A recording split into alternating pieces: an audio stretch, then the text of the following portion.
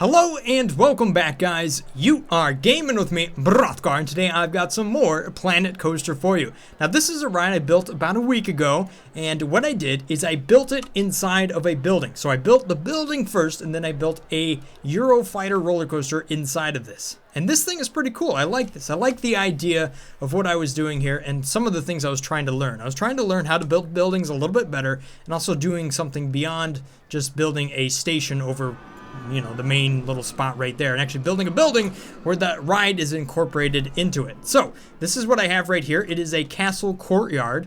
So theoretically, I think you would have more of a castle on either side of this or something else spilling out. More of a castle themed thing, obviously.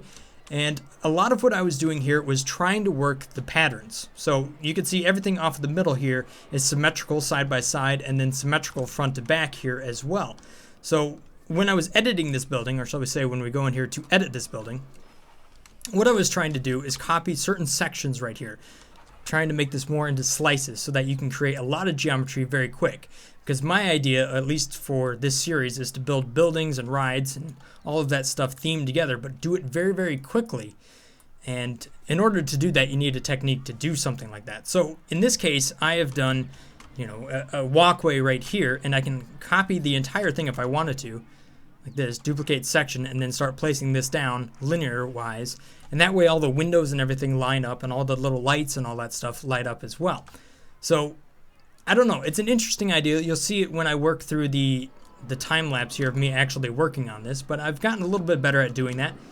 And a couple of the concepts might be is a rough outline of the building you want to do, then add in a lot of details like the windows, the little seals that go under it, the lights, foliage, all that sort of stuff, and then copy and paste that over the building where you want it to be so that you have all that fine detail that you don't have to do over and over again, which might be a big time saver.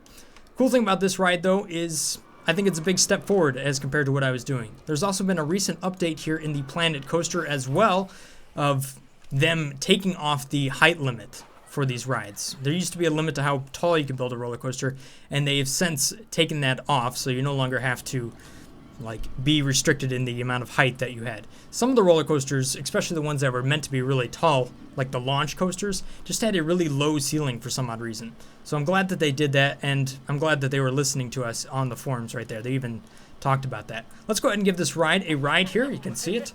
Not a very long ride. I think it's only right around 50-some seconds, but it's got a pretty decent rating. We'll look at this at the very end. Obviously, because it's more of a Eurofighter, which is a roller coaster I've never been on. I've never been on this style before. But you go on over the top, quickly to the left, and pretty much everything you see here is custom loops.